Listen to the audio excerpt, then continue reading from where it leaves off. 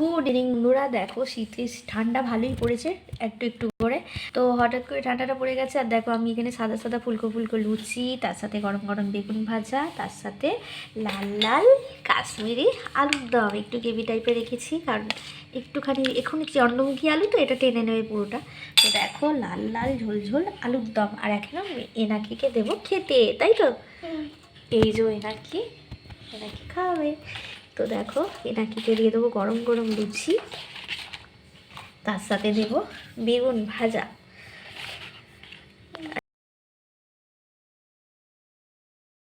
বেগুন ভাজাটা খেতে ভালোই লাগে। ব্যাস, এবার দেবো গরম গরম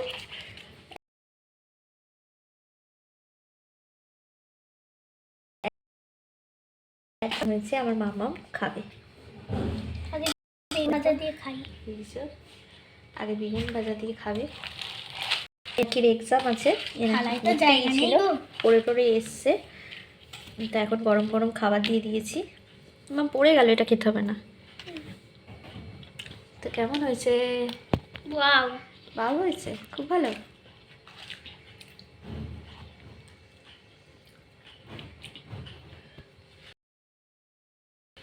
খাও, ভালো লাগছে।